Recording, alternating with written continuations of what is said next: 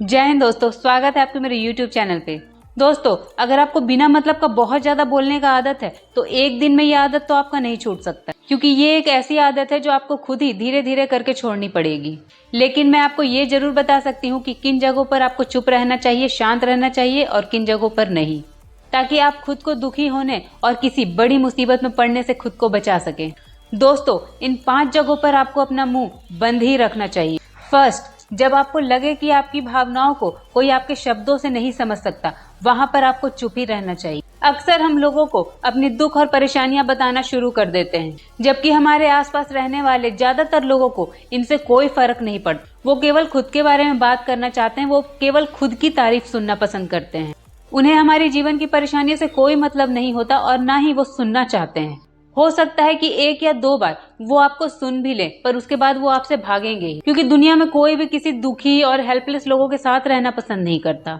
Second, जब आपको ये नहीं पता हो कि आपको किसी विशेष मौकों पर क्या बोलना है या आपको किसी विशेष चीज पे अच्छी तरह से नॉलेज ना हो, तो ऐसे मौकों पर आप चुप ही रहें। ऐसा इंसान जो आधा अधूरा ज्ञान होने के बाद भी उस सब्जेक्ट पे कंटिन्यू बातें करता है, ऐसा इंसान सिर्फ और सिर्फ मजाक का पात्र बनता है और फलस्वरूप कोई भी ऐसे इंसान को कभी भी सीरियसली नहीं लेता है। थर्ड, आपको ऐसी जगह पर भी चुप होना चाहिए जब कोई इंसान किसी इंसान के बारे में आपके पास बुराई कर रहा हो। दोस्तों, याद रखिए, आपको कभी भी ऐसी निगेटिव बातों का हिस्सा नहीं बनना चाहिए। आज जो इंसान आपके सामने किसी दूसरे व्यक्ति की बुराई कर रहा है, यही इंसान किसी दूसरे व्यक्ति के सामने आपकी भी बुराई कर सकता है। कल रिश्ते ठीक होने के बाद वो इंसान दूसरे इंसान को भी आपके बारे में बताएगा कि आपने उसके बारे में क्या कहा था।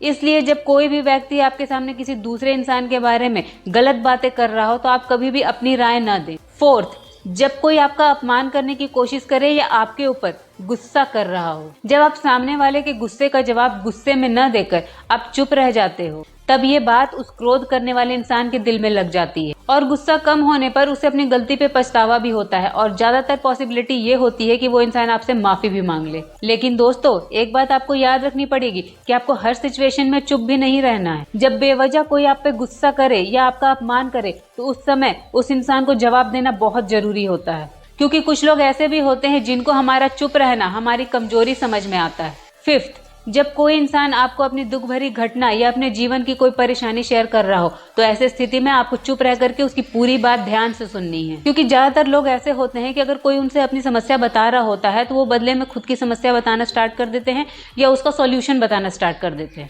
वो बस ये चाहता है कि उसकी बातें कोई ध्यान से सुन ले। जब हम किसी व्यक्ति की दुख परेशानी शांति से सुन लेते हैं तो उसे एक स्पिरिचुअल शांति मिलती है, एक सुख मिलता है। उसे ऐसा लगता है कि चलो, किसी ने तो मेरी बातों को सुना, किसी ने तो मेरी बातों को समझा। दोस्तों, मेरी एक बात हमेशा याद रखिएगा, जब आप कम बोलते हैं ना, तो लोग आपकी तरफ ज्यादा अट्रैक्ट होते हैं, आकर्षित होते हैं और आप एक समझदार लोगों में गिने जाते हैं। Thanks for watching, see you in next video. जय हिंद।